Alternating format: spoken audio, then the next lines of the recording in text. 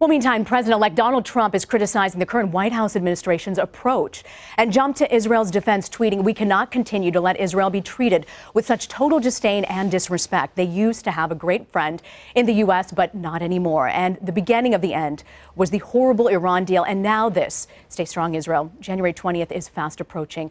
Political reporter Ben Schreckinger, Ben, I always struggle with this last name, is in Washington and joins us now. Ben, what did you make of Secretary Kerry's speech?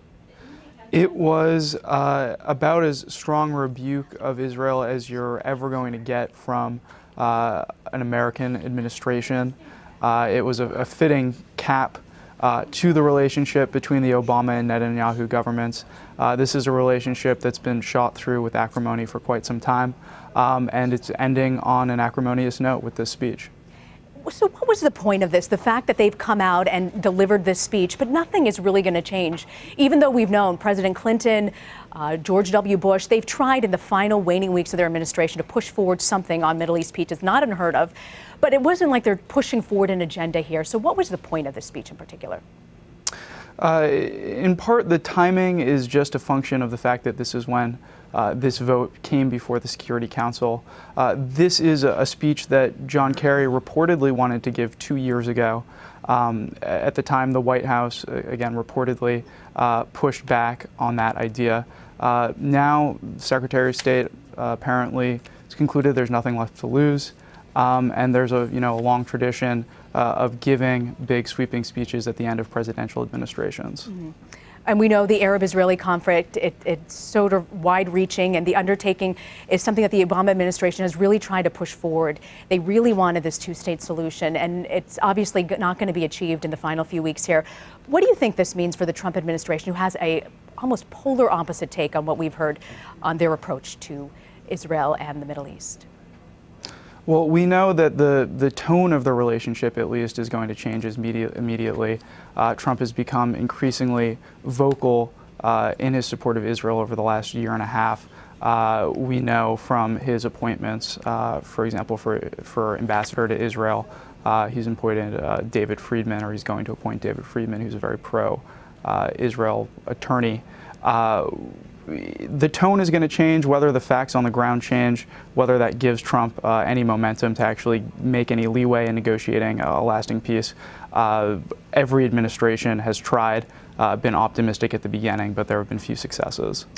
And we know Donald Trump has spent a great deal of time tweeting. He's using that sort of as Twitter diplomacy. And he said here that going after President Obama, tweeting, "Doing my best to disregard the many inflammatory president statements and roadblocks, thought it was going to be a smooth transition, not." This is after exchanging harsh words during the campaign trail with him as well. How do you think his use of Twitter is going to impact foreign policy? It's going to make it much more unpredictable. We know that people already are looking at this longstanding State Department policy that a president's words are foreign policy that can be repeated by diplomats up and down the chain. If there's an offhanded Twitter remark that then becomes official U.S. foreign policy, that may complicate things for American diplomacy. So certainly it's going to become a lot more turbulent.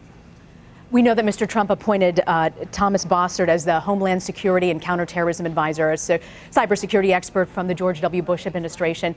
What do you make of Bossert's pick, and is this a sign that Trump may be ready to take a harder line against Russia? I wouldn't read too much into what the Bossert pick means for the Russia relationship.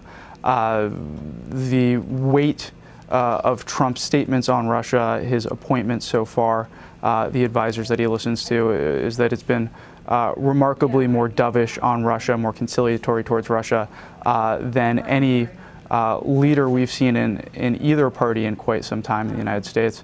Bossert, his elevation to a cabinet-level position does seem to indicate that cybersecurity is something that this administration will take seriously.